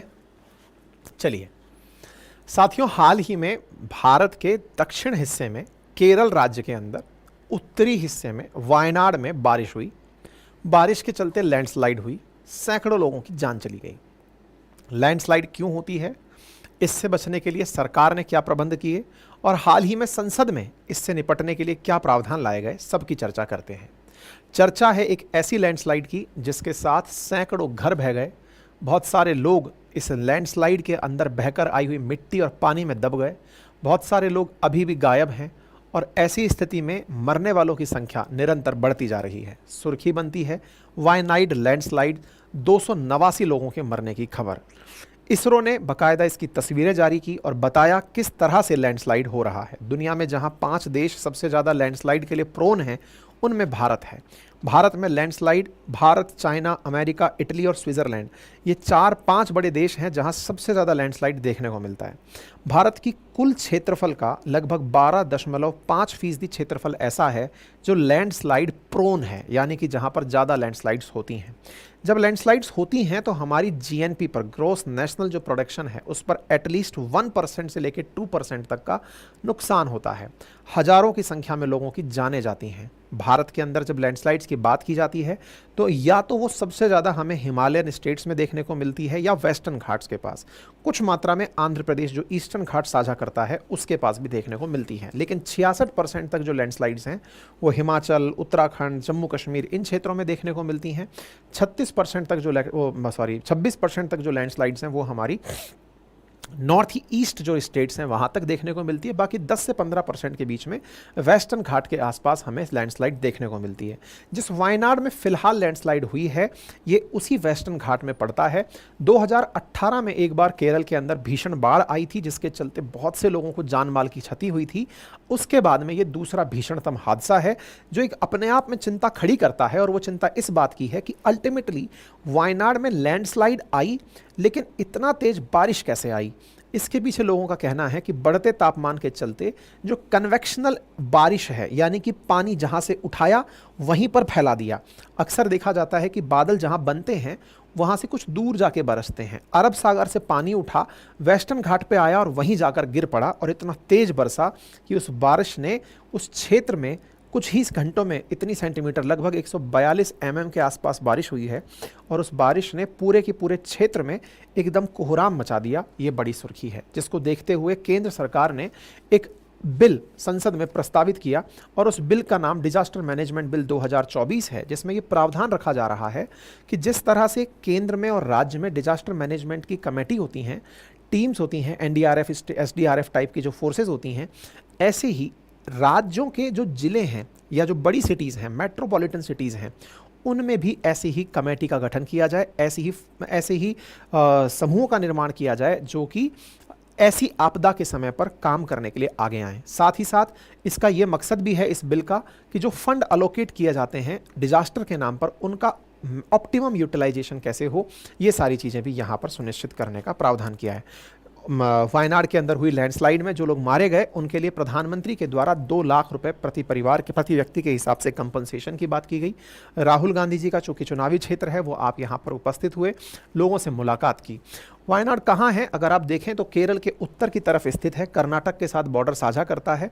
आप इसे देख सकते हैं, यहीं पर यह घटना होकर के आई है। वायनाड की लैंडस्लाइड इस समय सुर्खी बनी हुई है।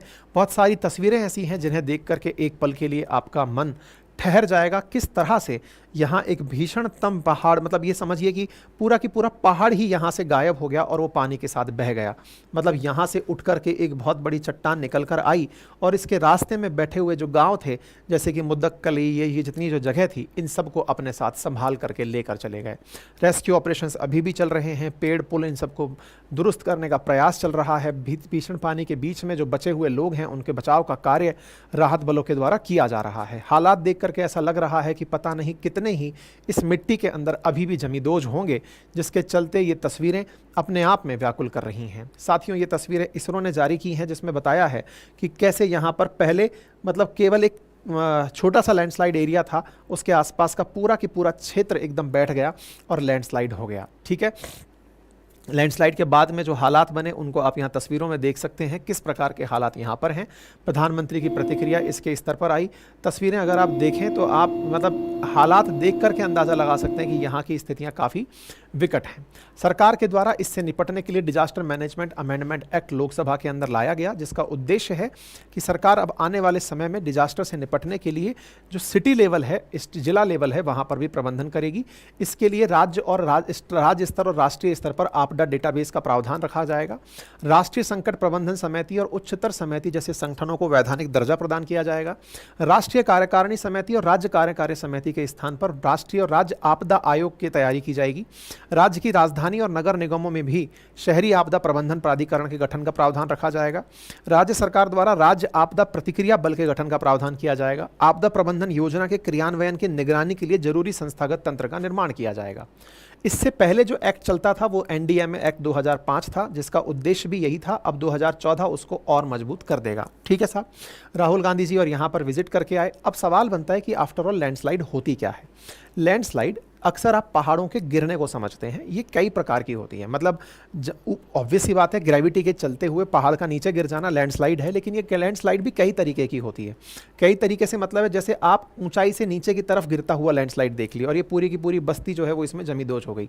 जैसे रोटेशनल प्रकार का लैंडस्लाइड, जैसे ट्रांसलेशनल प्रकार का लैंडस्लाइड, जैसे ब्लॉक लैंडस्लाइड, जैसे rockfall landslide, topple landslide, debris, मतलब अलग अलग गिरने के ऊपर ही है, लेकिन गिरना कैसे है उसके ऊपर इसको अलग अलग प्रकार से बांटा जाता है। जैसे फॉल्स प्रकार के लैंडस्लाइड, इसमें क्या होता है कि अगर मटेरियल एब्रप्टली कहीं से गिर जाए, क्रीप प्रकार की जिसमें कि धीरे धीरे चीजें गिरने लगती हैं। डेब्रिस फ्लो में क्या होता है, पानी के साथ एकदम कचरा बहकर नीचे आ जाए। मड फ्लो में कीचड़ बहकर नीचे आ जाए। फ्लो के अंदर जनरल टर्म्स है, इसको कई तरह से मास मूवमेंट के अंदर यूज किया जाता है और वॉल्केनिक एक्टिविटी से होने वाला हो सकता है। ठीक है, लैंडस्लाइड की अक्सर तस्वीरें जब आप देखते हैं तो पहाड़ पर्वत का नीचे गिरने के रूप में देखते हैं, लेकिन अक्सर ये हैवी रेनफॉल के बाद देखने को मिलती है, या फिर मट्टी वहां से इरोड कर गई हो, पानी के साथ बहकर चली गई हो, बाद में वो इरोजन की वजह से गिर गई हो। समटाइम्स अर्थक्वेक की वजह से या वॉल्केनो की वजह से भी लैंडस्लाइड देखने को मिलता है। जैसे अचानक ये पहाड़ जो है पूरी तरह से अपनी मिट्टी को नीचे बिठा दे और इसके आसपास जो बने हुए घर हैं वो सब इसी के अंदर जमींदोज हो जाएं। इसकी वजह से होता क्या है, बड़ा पानी तो यही है कि साहब ह्यूमन और एनिमल की ज़िंदगी पूरी तरह ख़त्म हो जाती है। बहुत सारे लोग इसके अंदर ब्यूरी हो जाते हैं।